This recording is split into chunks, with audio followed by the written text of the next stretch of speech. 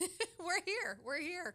We're like 5 minutes late. I'm sorry. My son says I'm time challenged, but actually, we just had those little things that we had to get going today. We've got some very, very special, I think, a great opportunity. We have Joy Pullmann joining us. She's going to join us through Skype. Joy Pullmann is with the Heartland Institute. She's a fellow research with Heartland Institute. And let me see, I've already lost her bio, which I had so typed out for me so well in my notes. Research fellow of the Heartland Institute and a managing editor of School of Reform News, which is a national monthly publication. In that capacity, she has interviewed and produced podcasts with many of the leading figures in school reform. She previously was the assistant to the editor of the American Magazine and the American Enterprise Institute, which is a great organization. You hear me quoting Arthur Brooks quite often from that organization as well. But first, we're going to go with a gentleman out of Wisconsin. We're talking about Common Core. We've dedicated a lot of this new show. Oh, by the way, hi, I'm Tamara Scott. We are just kind of jumping in this today, Ryan. I am Tamara Scott. I am your host, and it's my honor to get to be your host. And thank you for allowing me into your car, your office, your cubicle, your living room, wherever that may be. Thanks for joining us today. Common Core is taking over the schools. People consider it a federal takeover. Meetings are starting to happen. Parents are starting to wake up and starting to revolt. Thank heavens, it is necessary. Joining me today is first Joy will be with us, but on phone is Mike LeMay. Mike, can you hear me? Tamara, good morning. Good morning. Thank you for joining me. I know you do a show. You just got off air on your show, and your show is on what, K90? Do you say K90 FM? Q90 FM. It's Q90FM.com. Heard worldwide at 9 a.m., yes. Very good. And thank you for taking time out to join us. You had put something on a website about an assignment, and what cracked me up, it's a required assignment for parents. Oh, Tamara, it is crazy. It's a righty-lefty thing. We just covered it on air. And you know, the way they frame how conservatives and liberals believe on issues is fairly accurate. But the language, like one of them had talked about the environment, and it said, liberals believe that we should tax gasoline and get rid of those monster SUVs on the road. And basically, conservatives don't care about the environment. They care more about profits. The way this thing is skewed is bad enough. And what we shared on air is, remember a couple things. First of all, these are 12 and 13-year-old children. And even we who are, and I'm as conservative as you will find, but at age 12, I was a pretty progressive kid. I wanted the whole world to hold hands and sing Kumbaya and all that good stuff. But as you grow to see the evil of man and really the evil of the progressive movement in the nation, your eyes begin to get opened up. So you've got progressive teachers giving a skewed survey to impressionable children.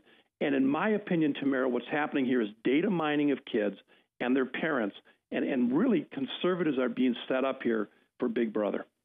And you're right. This is data mining, and this is why we're going to be talking today with Joy. We're going to just give the whole show, dedicate the whole show to the data collection, to the data mining, the concerns that it might be sold, that it will be transferred, how it will be used, how students might be limited by a label pegged on them by a teacher who may or may not be right in the second grade, and that could follow them the rest of their life. The FERPA laws that were changed and how the administration is going to regulate those FERPA laws, which most people don't know. We're going to get into this later today, but most people don't know when you go into the FERPA law what they consider being able to use as identification and tracking you is everything from retina scans, iris scans, biometric pulse, voice indicators. It's so concerning. And so, Mike, we will also be getting into today later on the cameras that they're going to use, the biometric bracelets that they're going to have on these kids. But what you're getting right here is just the beginning. Oh, it really is, Tamara. It is the underpinnings of Big Brother. I have a friend who has worked for Homeland Security and the National Security Agency, NSA, and I can't share his name, but he has shared with me when I was talking about the NSA surveillance. He said, Mike, you guys are only understanding the tip of the iceberg. We are reaching a point where the government is going to be able to monitor our children, every belief they have, everywhere they go on Facebook. We're really, and my concern, yeah, they could sell the data, but you get the wrong government in there, and I would argue we have the wrong government in there now. This could be used for political reasons. Right. This could be used for reasons of discrimination. And we are just walking into this blindly and just saying we trust the government. Well, our founding fathers told us not to, Mike. Our founding fathers warned us not to trust any of them, which is why we in America have those checks and balances in place. It's we the people. It is. You know, Thomas Jefferson said every citizen should be armed, so if necessary, they could revolt against a repressive government. And, you know, this whole FERPA thing, much of this, my understanding, has been done again by executive fiat. Right. Not a law, just a president deciding he wants to change the law, and we just blindly follow. And so your website, standupfortruth.com, standupfortruth.com. Folks, if you go to that website, you can find the Colorado sixth graders' parents required to take righty-lefty survey. And honestly, this is not new. When my daughter was in second grade years ago, we were given a contract to sign of what we were going to teach her as parents. And I said to the teacher, I'm her parent. By the time they get off the bus, go to music lesson, go to a sport, get their bath taken, have supper, get their practicing in, I don't have time to get to be mom, play a board game, read a book, have fun. I'm mom. You answer to me. You're the teacher. You sign a contract what you're going to teach her this 5 weeks. And it was my warning at that point to get my kids out of that school because they were making it look like I signed under the authority of the teachers, and that's the danger here. So, Tamara, no institution, in my opinion, has done more to discredit Judeo-Christian principles in this nation than the public education system. Sadly, and we talk about this, we just had the mother of the student who brought this home and her aunt on.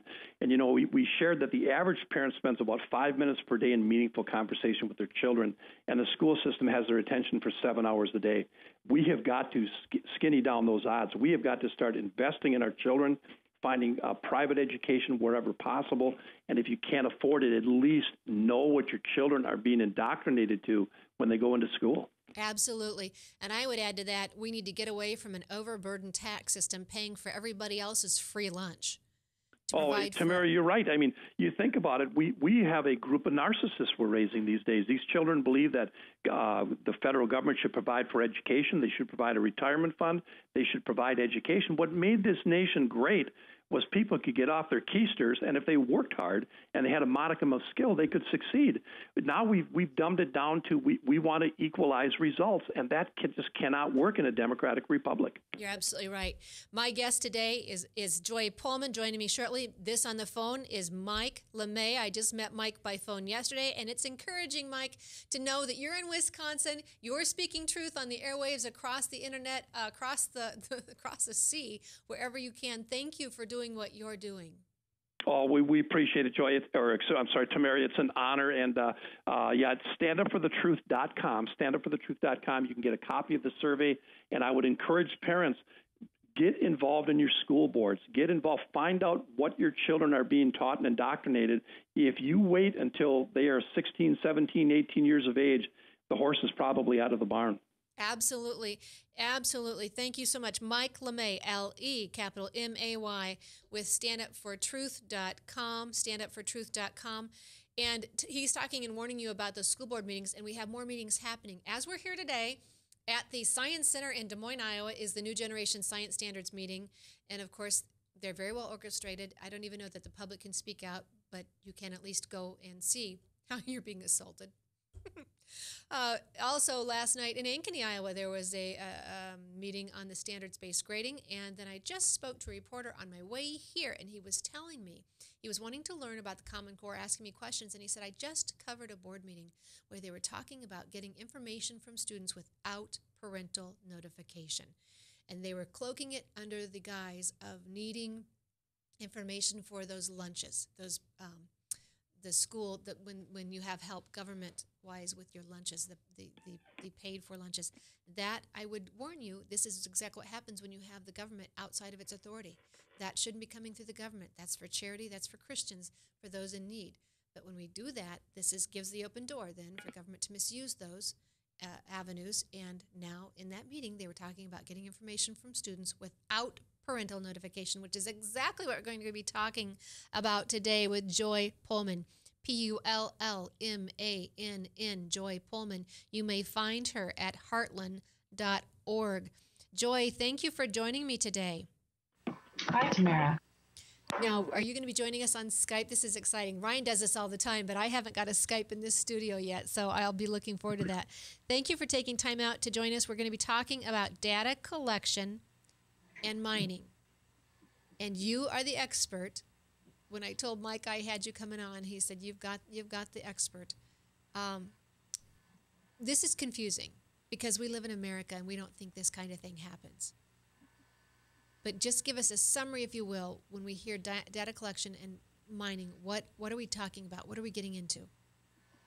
Well, what we're really talking about is that we now live in an era where things that you do on a computer can be tracked, monitored, collected, and then analyzed, basically like the NSA has been doing on our cell phones, like Google can do on our Gmail and on any Google Docs that we use and so forth. And so the more that computers get into schools, simply because Americans, modern world relies on them as a way of life, the more data is available for people to collect and manipulate. So this means everything from, computer system tracks things like student grades. They track things like student behavior reports. They track things like students' medications, their parents' names, their address, their social security, or so on and so forth. So basically anything that goes into a computer system regarding a specific child and his or her file, it's not actually a paper file anymore. Usually it's an online file. That is information that a lot of people want to capture. They want the government to capture, and then they want the government to start doing things with it to change the data, to change the children attached to it. And of course, we just saw you mentioned the NSA, the IRS, and of course there was a new email out from Newsmax.com that the government is collecting your email contacts, just those you like, those who are your buddies, those who are your associations on Facebook. They're collecting that data as well. And Joy, it just seems so concerning as to why government would even want that information. But let's get into this. How are they going to collect this information? We've heard from New York, and I was talking with you yesterday in the testing area. First off, whether it's assessment and test or assignment and text, there's a difference there. But they kind of overlap because we just saw from our guest that was an assignment, but it's also a data collection. Right. And well, like I said, it's basically the fact that things are computerized that enables an assignment to become a test. So in the past, you might have just, say your Spanish teacher has a daily vocab quiz, right? And 5-minute little quiz, et cetera, used to be handed out on paper. He or she, marks them off really quickly and so forth. But if you do that on a computer, then you have all of those questions and all of the student responses to that available to be collected and analyzed. And then you can aggregate it. You can collect it into larger pools than just one class of students. You can collect all the students, who use perhaps a specific kind of Spanish flashcard software. And then you can, notice what sorts of things, the responses they give, and if there are really common mistakes, and then what do students do who get past these mistakes and so forth. So the era of what they call big data has been coming to a lot of different levels of government, and really, the convergence of, and it's the same thing with text. We see there's a company called Newton, Knewton, and they work in higher education, and they literally are tracking because they provide online courses to students, and so of course through those online courses, kids watch video, they look at diagrams, they look at text, and what they actually can do is track how long students look at a particular chunk of text, even as they're trying to get down to the sentence level. Or if they watch a video several times, or if they replay certain sections of the video. The company is collecting all of the information about how students interact with that. And again, it becomes a reflection of the way that the young person thinks. It becomes a reflection of their personality, their learning habits, their learning styles. So just by moving paper things digital, you open up this whole realm of possibility of, again, using, reading becomes an assessment, something that somebody can measure you by, where, before it was not that intrusive and personal and detailed. And so when we're talking about the test or the assessments, how they're going to collect this data, let's go to New York. We have parents very upset. We have several principals, superintendents who have written a letter to their education commissioner with concerns about the testing. And in that, they mention that children have nosebleeds, they're vomiting. Teachers are asking for guidance in how to handle tests. When we want biometric information, I guess you just got it. When kids are vomiting on their test. Now you asked me yesterday, is this a protest vomit because they don't like the test? I don't think so. It's a stress. What is so stressful? What's happening? I mean, I think parents need to understand what is happening to your children, what you're subjecting them to. Even if it's not the personal sensitive snooping into your home, spying into your home through your child, the pressure on these kids is so great. They're physically breaking down.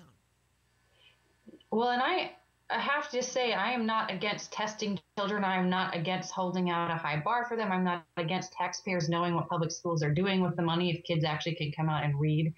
But there's kind of an atmosphere. I think really what happens is when you use tests for more things than they are meant to do, then that really increases the pressure on anybody who is connected with the test, teachers and then students and parents and administrators and so forth.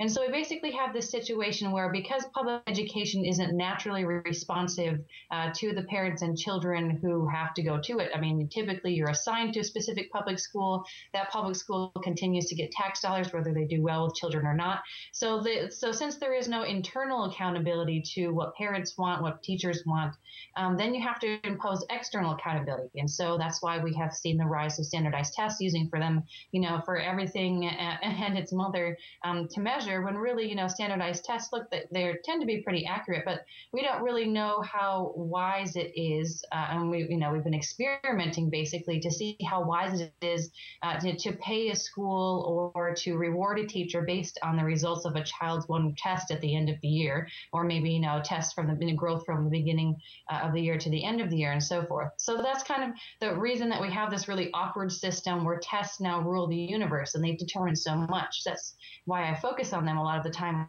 when I think about them, because I mean, if you just have a test that a teacher gives to children, the test is, first of all, to give some accountability to the students, right? Have you learned the material, both the student and then, that's kind of a point where the child will say, look, I have to learn this material by the time we have this test, because otherwise my grade will reflect that.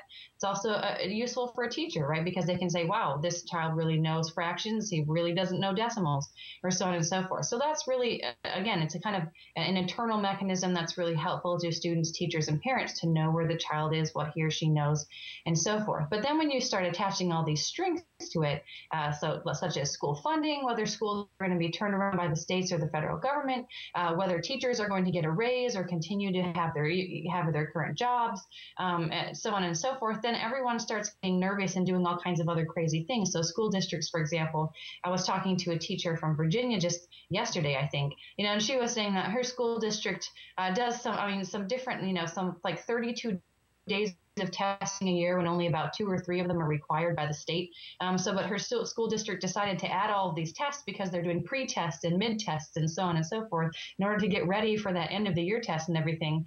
And so when you turn schools into, you have this kind of, again, isolated place where the only way to get any accountability is to have some external, somebody saying, we want a metric, we want some data points in order for you, to continue getting public funding.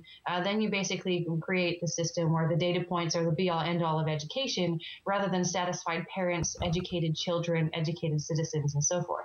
And this is where the danger comes in. The curriculum will follow. They're getting around saying we don't have a national curriculum. That's why this is still legal. But this is where the curriculum will follow, because people will teach to the test. And I think it was John Whitehead, the man who wrote, I think, Government of Wolves. He's got a great article on Huffington Post. And that, Joy, that tells me this really has problems when websites and liberal media outlets like Huffington Post start crying out about their concerns on this. But he's talking about the fact that all this is going to do, this testing doesn't in any way ensure that students learn more.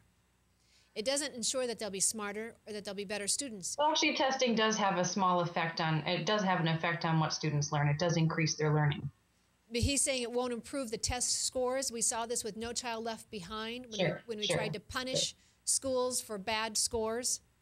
And he's saying, right. that, Well, of course, then it's not the student being punished; it's the school being punished for the student, not learning or the teacher not teaching. So, of course, you want to punish people for their own actions, not for collective actions. Otherwise, it's totally useless. okay. And so let's go back to this testing. And we're not just talking about the information, the academic. I think we could all understand, but on even some of this, there's concern about age appropriate, asking students in second grade things about geometry that they've never even been taught. Yeah. So there's concerns about the content itself, but then there's concerns about the manner and what they're testing. Let's get into the biometric scanning. Okay. Well, this is, of course, one of the creepier aspects of it. And so I want to be very careful to be extremely accurate about this because, you always get people talking about, oh, those conspiracy theorists who think that we're going to, strap eye scanners on children and so forth. So let me talk about where all of that talk comes from. So one of the primary places that we get the interest in getting kids biometric information. Well, first of all, it's from the Family Education Rights and Privacy Act, the FERPA law you were mentioning in your introduction. That was expanded to say that an educational record can include a student's biometric data. Blood type, eye scans, fingerprints, and so forth. And schools are beginning to collect that data. So for things like not a lot, but we've seen a rise in schools scanning children's fingerprints or their palms in order for them to get their school lunch. That's just kind of like they don't have to have a card, they don't have to register. They bring in their hand with them everywhere they go, and that's how they can get their lunch out. Or so there was a big flap in Florida about a school district that wanted to implement an eye scanning program for children for their bus routes. The child would literally scan their eye as they walked onto the bus, and then they scan their eye again when they arrived at the school, so they know who was on what bus at one time and that they all arrived safely. And so the big flap over there was not only that this was happening, and there are other school districts considering the same thing, but that the school district or did the prototype scan of all the children's eyes without even notifying. Not even like asking for consent, which is legally required, but not even notifying parents. And then, of course, everyone freaked out, and the school district says, oh, that was an accident. Well, an accident like that, is like, booking my child, with the police station and then later being like, oh, we're sorry, he didn't commit a crime. You can't just wander around and have accidents and take my child's eye scan. Anyway, so with the more the collection of data and the information age, you just see more and more of that being available for people to collect, track, and analyze. But where the people, there are kind of two main sources for concerns about biometric data sensors in schools. And one of them comes from a federal report. Let's see, I think it was my life moves so fast. I think it was spring of this year, February of 2013, that the U.S. Department of Education put out a report. It's called Promoting Grit, Tenacity, and Perseverance. It's a long report, several, I think 200-300 pages long. And I was one of the first people to read it and notice, the U.S. Department of Education is really excited about they want more data about children than just their academics. Reading scores, how boring. If the child can do math, that's really boring. But what we find fascinating is if a child is persistent, if a child is sociable, if a child has 21st century skills like collaboration and empathy for disparate groups. These are, literally almost quotes from the paper. And so basically enhance their understanding of children by not, they didn't suggest doing this in all schools, but they suggested that it would be good to fund research on children using biometric sensors, such as, literally this is in the report, MRI machines, such as, posture shifting chairs so they can judge if you're fidgety or if you're bored or slumping or so on and so forth. Little cameras on the computer or mouth sensitive or pressure sensitive mice that can track a child's eyes as they are reading something on the computer screen, and also can tell facial expressions to notice if they're frustrated, bored, excited, or so forth. And of course, record all of that and analyze it. So that's one source of people. And so a number of people like me who, if you're a parent or a normal human being, you think, why the bleep would the government need to track my child eyes as she's reading, our researchers is reading something on a page. I think you can have a good education without, tracking a child's eyes and treating them like a robot or a herd of cattle.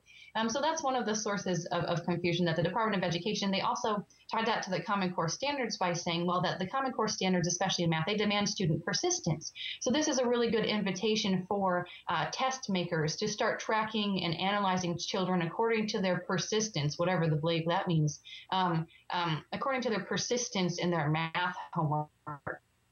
So expect to see some of that out of people pushing Common Core products, at least those influenced by the Federal Department of Education. Another area that we've seen concerns about or biometric monitoring of students comes from the Gates Foundation, which is the biggest bankroller of Common Core in the world, in the country. And so Gates, I like to say they have more money than God. They have about $2 trillion in their big pot of money.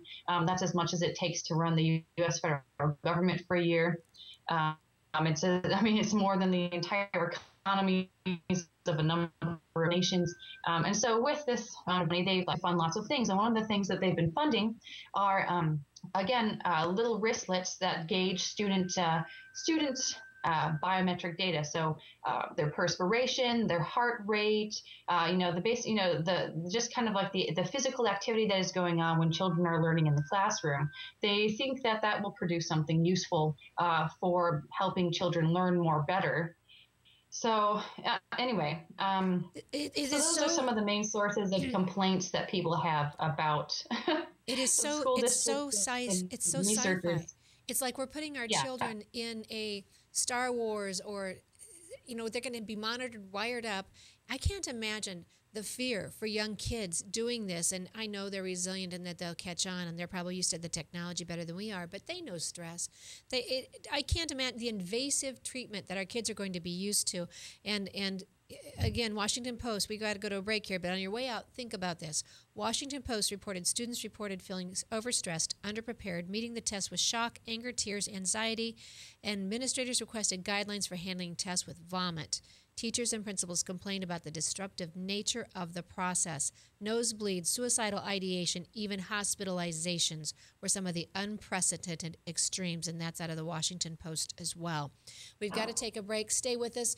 Joy Pullmann is my guest.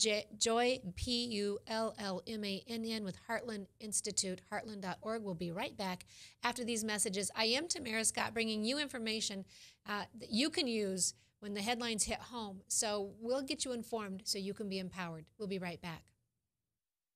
If Tom Coates from Consumer Credit of America was your personal webmaster, Tom would filter out all bad debt emails. If Tom was your mailman, you'd never get any debt reduction junk mail. If Tom Coates was a lineman, he'd block any phone calls offering to reduce your credit card debt. Hi, I'm Tom Coates with Consumer Credit of America, and we're still your best choice for credit counseling. We're local, we're accountable, and we can do more. You make the call when the time's right for you. When it comes to competition, there really is none for Consumer Credit of America. Yes, now your favorite programs on Webcast One Live can all be watched and listened to on any Android or Apple device. Your phone, tablet, or iPad. Yes, your favorite shows on Webcast One Live are available live or on podcast wherever you go.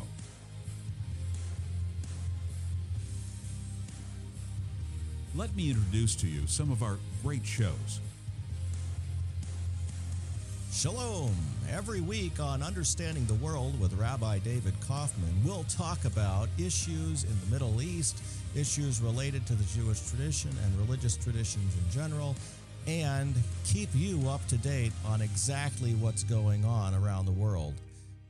You may know some of the story, but you haven't heard all of the story until you've heard it on Understanding the World with Rabbi David Kaufman and our special guests we have on every week. Hi, I'm Doc. You listen to me every Tuesday from 6 to 7 p.m. on Doc and Lefty radio podcast program, where we discuss all the relevant topics of the day, including state, local, and national politics.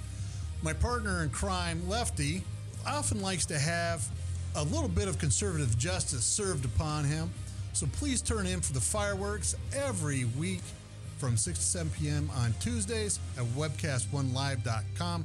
Thank you. So when you want to watch your favorite Webcast One program, remember, there's an app for that.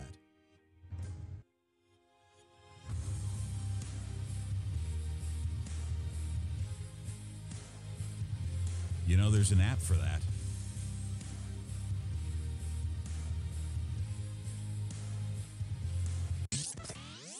From the RE/MAX Real Estate Concept Studios, this is Webcast One Live.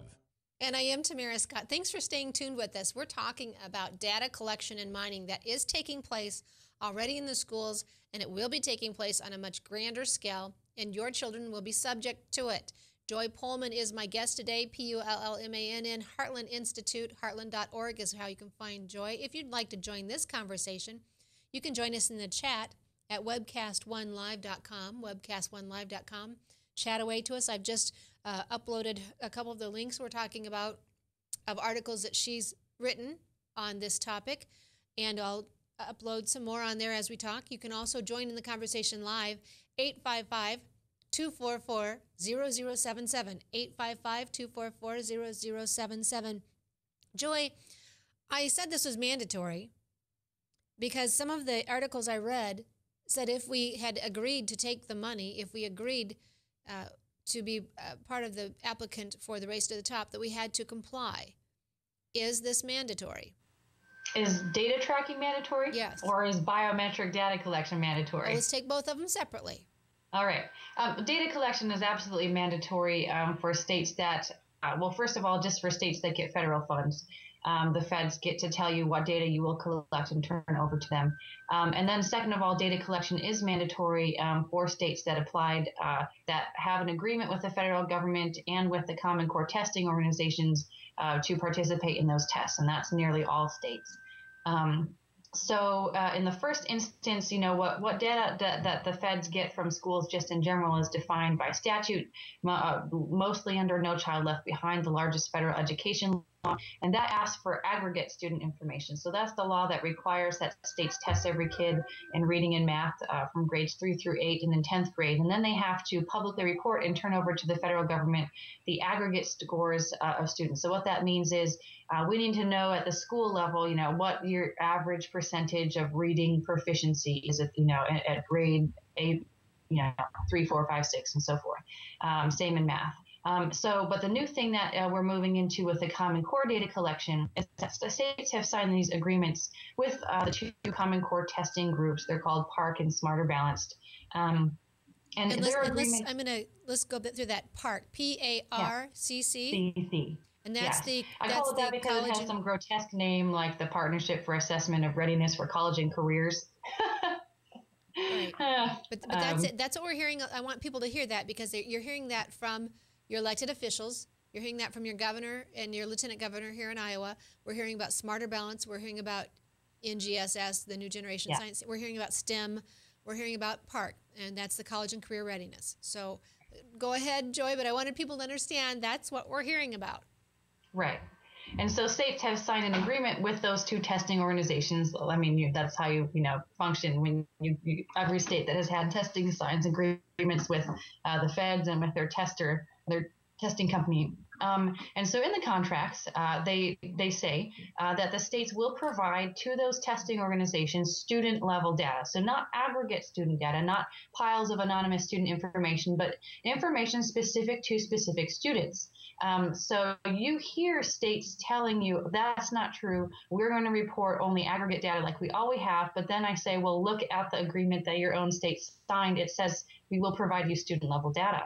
It also says that those testing organizations get to determine what that student level data will be, and they have not published those policies. So we don't know what it is. We don't know if they're going to ask for students' names. We don't know if they're going to ask for student social security numbers. We don't know if they're going to ask for, all kinds of ways of identifying children specifically so you can't cross records and so on and so forth. That is entirely unknown, and it actually isn't subject now to really voter or representative oversight because those testing organizations are nonprofits that on which states, if they have any vote at all, have one out of a dozen, 2 dozen states or so. And not only that, the representatives to those organizations are usually from state departments of education. They're unelected bureaucracies under, typically the governor's authority. So there's no chance for for voters to call up a representative there and say, hey, I want you to do A, B, and C, or I'm not going to vote for you. They don't care. They don't get votes from voters. Anyway, so those organizations are going to get student level data, and we don't know what that data is, but they get to pick.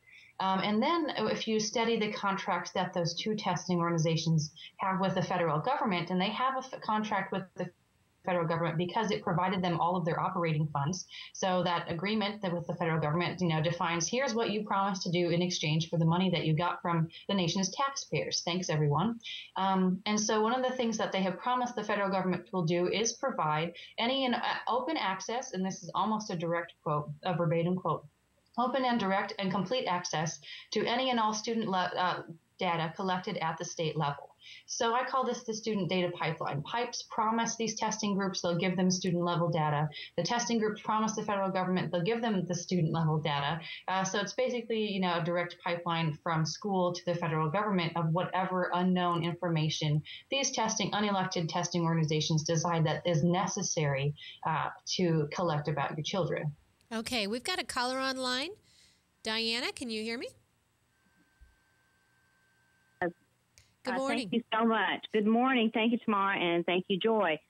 We had our Alabama State Board of Education meet to adopt a resolution about the data in which they won.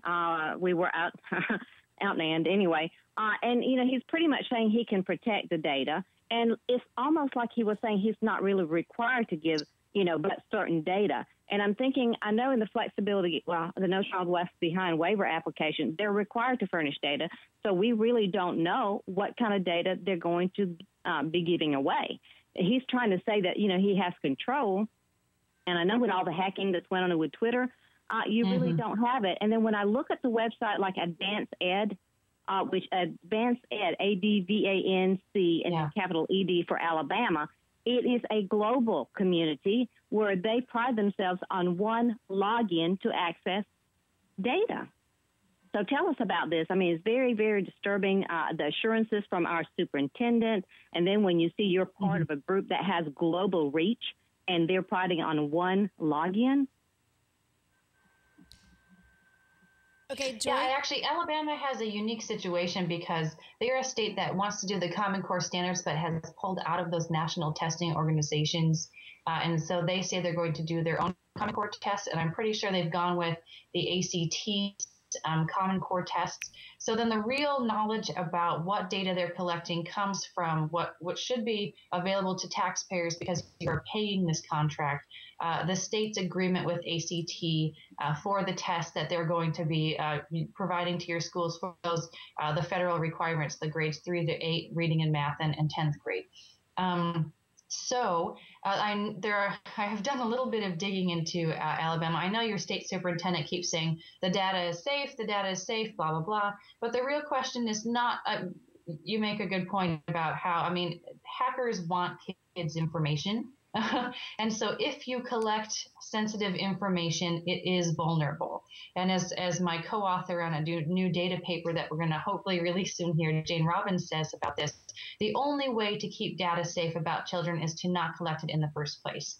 So what your state needs to do is have a conversation about what specifically information about children that they need to collect. There's some things that the feds require you to do in order to get federal money. You can't get out of it, and then say, well, we're going to prohibit everything else, or maybe we need these certain things for whatever reason. But that needs to be something that, again, that your elected representatives decide, and not just based on written down contracts that specify what is available, what is allowed, and what is not allowed, rather than assurances from your State Department of Education that nothing could possibly go wrong. Well, too, I'd like to ask, with a flexibility application requirement of the data, which every state is almost under that, to me, that's another level right there of data that really ACT, they've got theirs, but isn't that another set of data altogether? That's a good question. So you're talking about the federal government, the Obama administration, has basically rewritten No Child Left Behind, and they basically did it by creating these separate contracts with states. So everything is different for every state, and you have to read your own contract. So that No Child Left Behind waiver, it will not specify. It will specify some of the information about children that your state has promised the feds that you will collect. And again, that's kind of how do you say it? Another carve out for data collection because it's not inside the law, right? It's something that these departments are negotiating with themselves rather than having Congress debate it, our elected representatives, and put it into statute that anyone can read that is accessible, to people so they can critique it and realize what their governments are doing to them. So yes, I often, and the other place that I go to look for information about what states are collecting on children is the SLDS, State Longitudinal Database grant from the federal government. The federal government's been given 48 states since 2002 grants to develop their data collection systems on children. And so often I will look at what the grant application said, and it will tell you, what they have promised the feds that they will be collecting in return for that money as well. And where can people find that information, Joy, on the state longitudinal data systems? Well, you can't find it right now because of the federal shutdown. They've shut down all the websites that provide this information. But the National Center for Education Statistics, when the website goes back up, that's where I always find the contracts. And there's a link that I've just saved that I can use. I can email that to you, or people might be able to do a site search on nces.gov. And I have that link. I'll put it on our chat here as well. I did just try to get on there yesterday, and you're right. It was, in fact, I have the quote down here. It was just so evident. Closed due to shutdown. I tell you what, it takes personnel. I hate this. It's so irritating. It takes personnel to take a website down. If you wanted to save money, you would have left it as it was. Exactly. And someone else sent an email out on Facebook last night, but they were saying, if you're a government employee, it takes memorandums, it takes requests, it takes days, weeks. We know government moves slow. All those signs they had immediately on the monuments, immediately on the parks. Specific signs, shape, size, everything, saying they were closed. Those had to have been printed on their way long before this shutdown was ever known to the rest of us. This shutdown. Maybe they just are going to put them in a warehouse and bring them back again for the next shutdown because our government can't seem to function. And the last shutdown was too long ago to even have that be a possibility. I meant for the next one that's probably going to happen in January. Short term, yes, it probably should. Can I have one more question, Tamara? George? Yes. About the fact that we've got these state SLDS SLDS now. Yeah, it's almost like it's not just a one-way street where we're giving them information. Doesn't it also mean that the feds really have access to our information? Yes. Because they're uploading files all the time.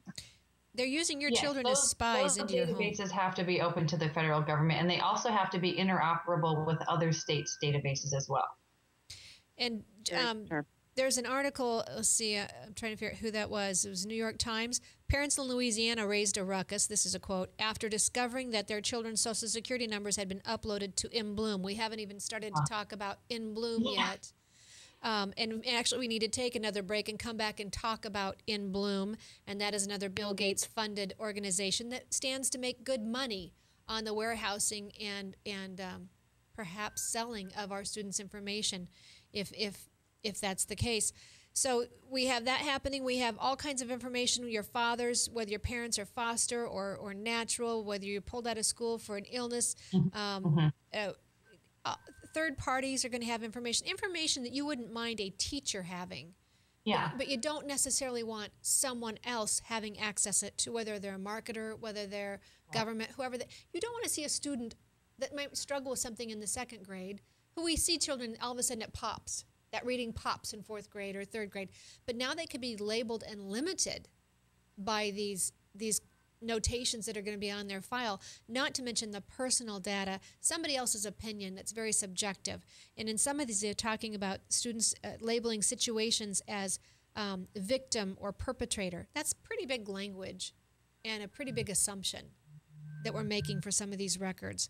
So we're going to take a break. We'll be right back. Diana, you're welcome to stay with us if you want, but Joy Pullmann is my guest with the Heartland Institute, heartland.org. We're talking about the data collection and the mining on your students and the monitors that are going to be wired to your kids if we don't put a stop to this.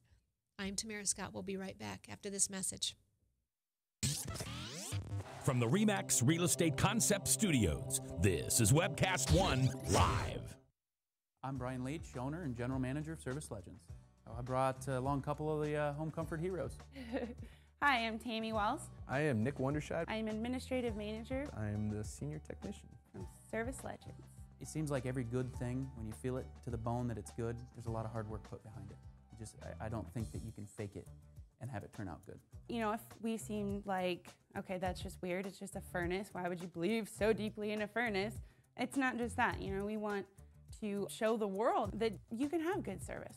Yeah, I mean, it's got to be, it's your home. You know, it's built into our daily trainings, it's built into our culture, that we're going to do whatever it takes to have each client say they love us, period. That's why we spend all the hours in the training that we do. And if we guarantee it's going to be a good experience for you, or else it's free, what type of work do you think we're going to do? There is a guarantee.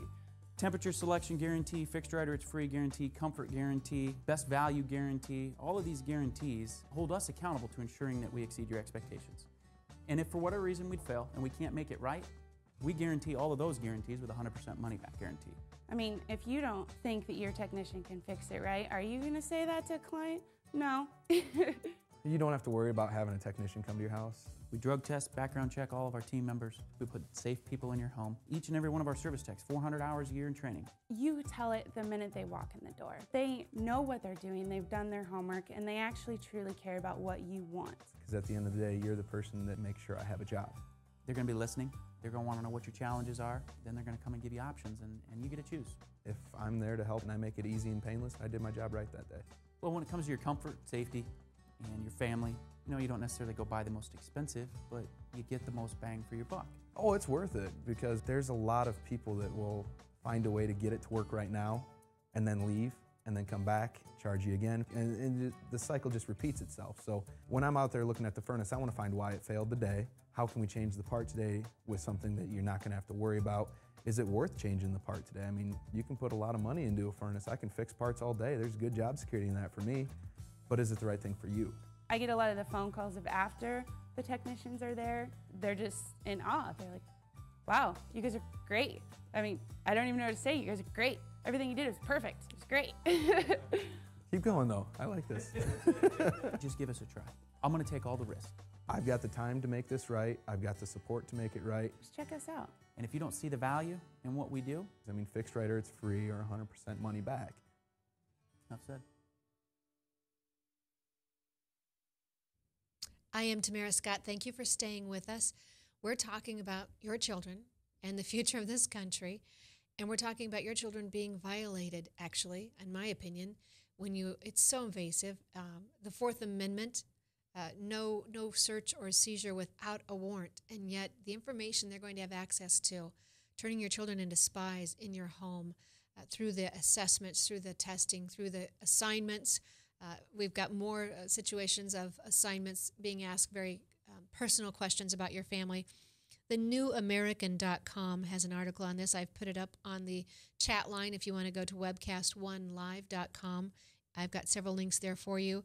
But they go through the procedure. The camera captures facial expressions. Software on the laptop extracts geometric properties of the face.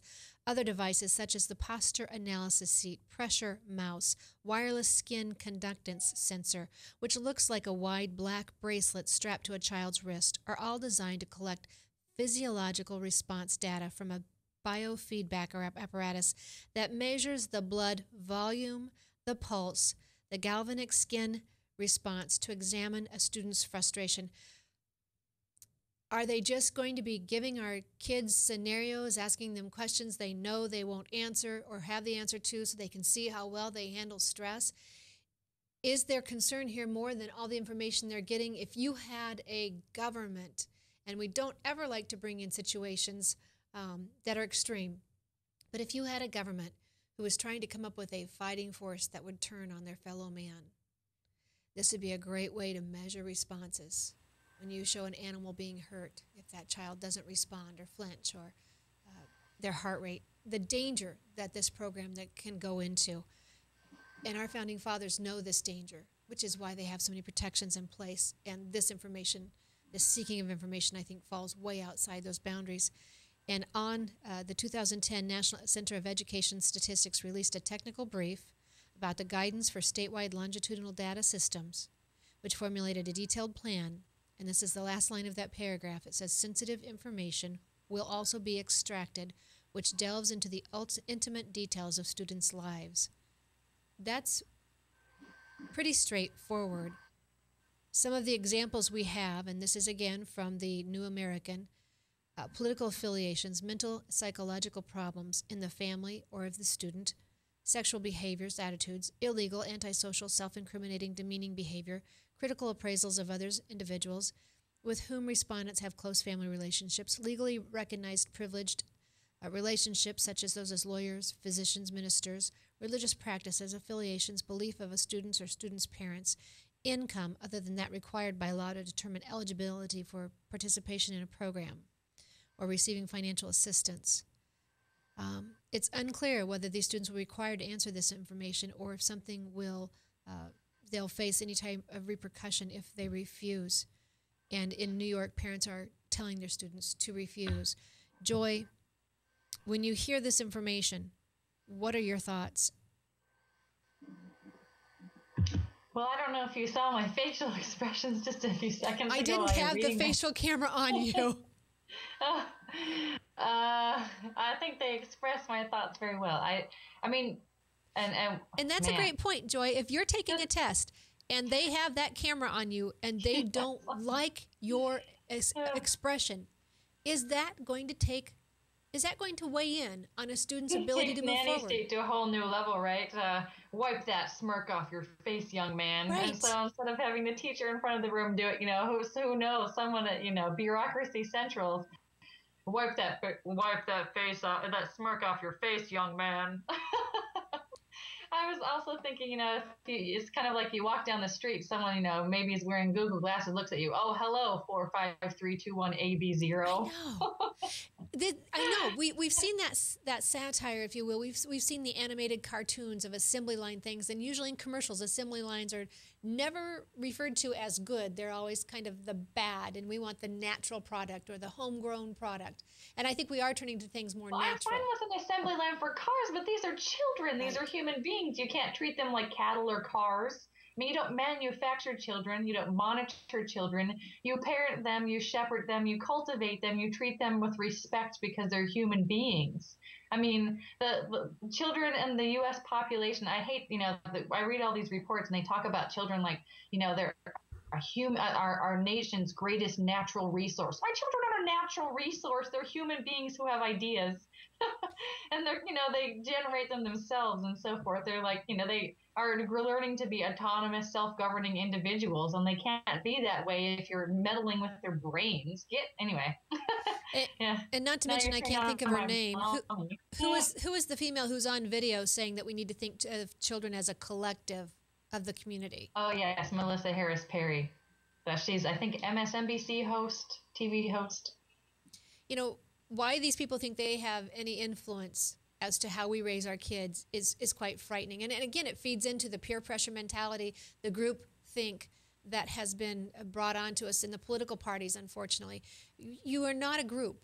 Your power is from you as an individual. The power is with we, the people, not an identity of a group. And this will not help that either.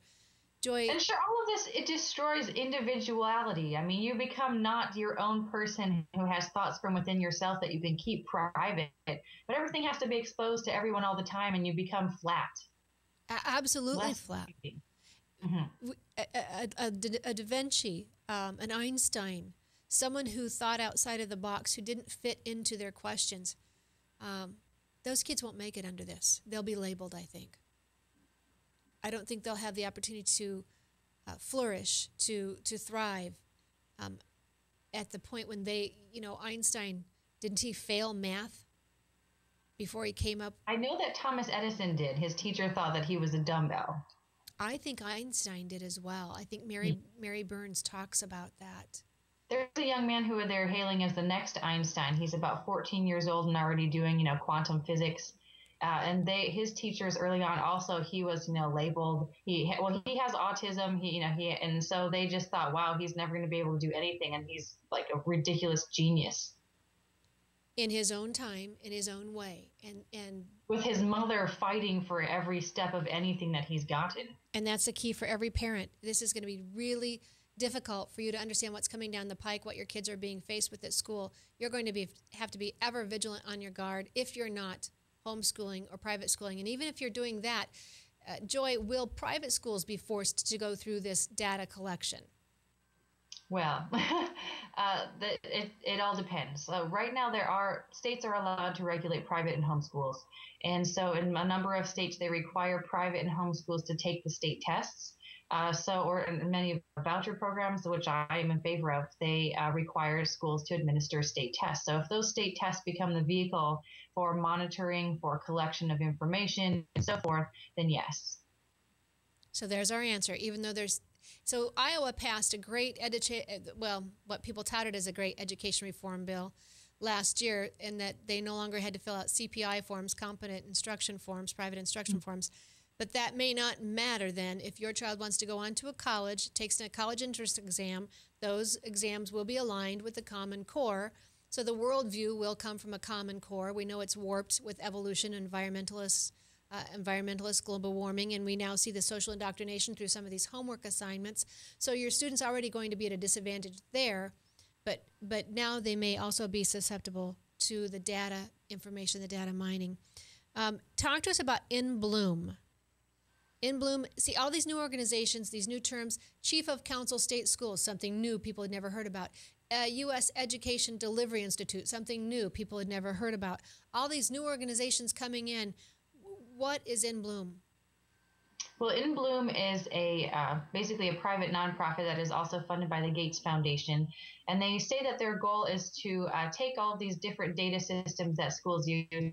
So they have one for maybe behavior management, one for student grades, one for GPA, one for student activities, what extracurriculars is he or she involved in, and it basically helps all of those communicate with and talk to each other, so that you don't have to have 4 different logins for all these different systems, and you can basically put a student's profile all in one place, all of his or her information in one place, not in 12 different systems.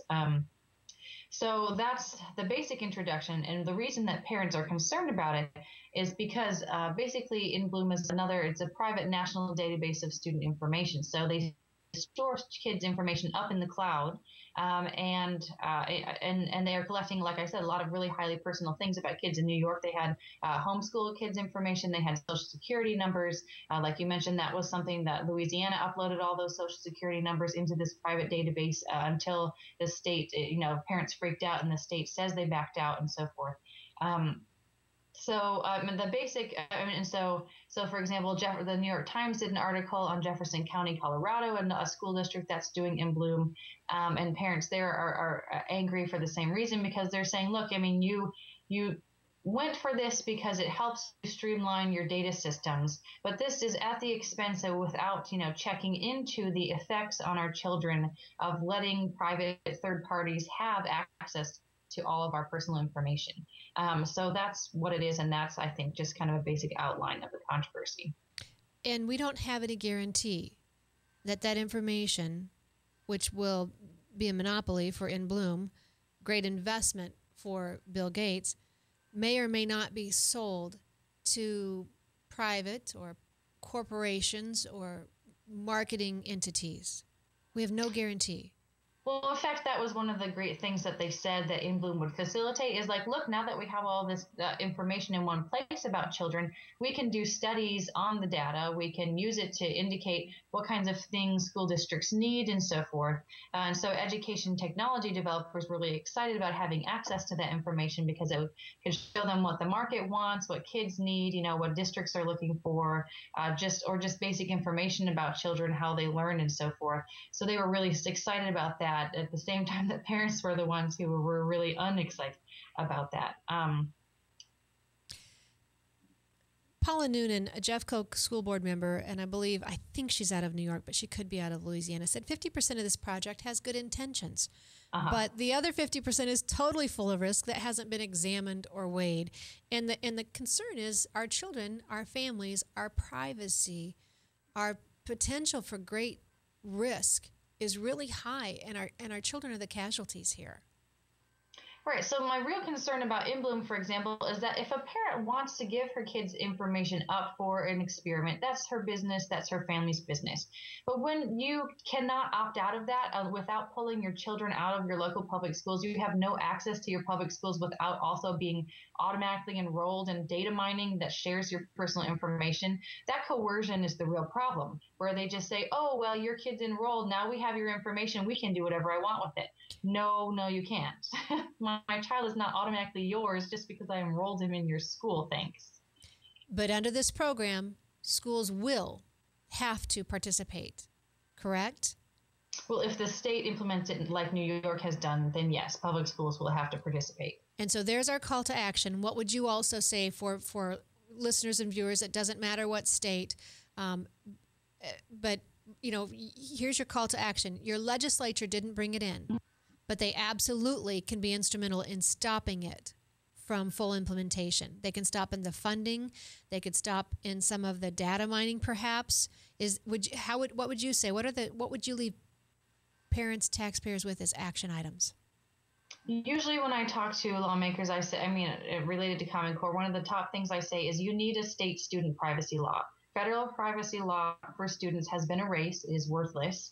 You need one that your state controls, that you have a public debate over, that you settle through the representative process. So that's the number one action item. That's something to start telling all of your lawmakers that you want done immediately.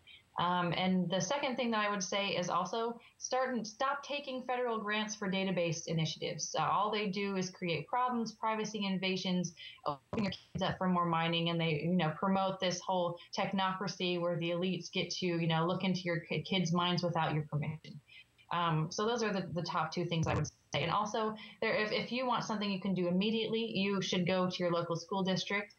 There are opt-out forms for Common Core testing, for data mining, and they may reject it, but the least you can do is say, I do not want my children's information sent out of state unless it is required under federal law, under state law, or so forth. And I also want to know what information you're collecting about my child because you have the right to see and correct the record. And that's something we've talked about here in Iowa. Can the legislature put a law forth that schools cannot collect data from students without first notifying parents? Yes. So that's something a state could do. First, you notify parents before you take any data from a child. I think if school boards, or in the case of federal funds, you could say whatever is federally mandated, parents must be at least notified of that. I think that would be a great first step, because before a school just takes this information, if they had to notify you every time, I think that would slow it down. Plus, it would alarm parents as to how much information is being, in their terms, extracted. What an ugly term, extracted. They're treating our children like they're cells in a petri dish. Yes. It's so frightening. All right, so there's your action item, state privacy laws. And so you're saying, Joy, would that trump, because we often hear, well, the federal government's taking care of that, but we have states' rights, 10th Amendment, and a state law protecting privacy rights should be in place. You also need to withdraw from the National Common Core tests, because if you send your data out of state to, so for example, one of the Common Core testing organizations is headquartered in Washington State. If you send that information out of your state, then the information no longer is subject to your state privacy law. So that is a third item. Get rid of Common Core tests as soon as possible. So get rid of the Common Core test, state privacy law, stop accepting grants. And Henry Burke was on with us earlier in the month, and he gave us the state-specific cost, $184 million for Iowa to implement this. And he says states that do not accept the non-Common Core states will be better off financially. Non-Common Core states will save money over those taking money to implement Common Core. It will cost you more in the long run. And then the opt-out form, that you can opt out of the test or the information and a parental notification. Joy, thank you for joining me today. Thank you so much for giving us your time, for studying this issue. It's not a fun issue to study. I didn't want to get involved in it. My kids are out of school. I'm an empty nester. I did not want to get involved in this, and it's so incredibly invasive and unpatriotic, unconstitutional, and these are our future. These kids are our future.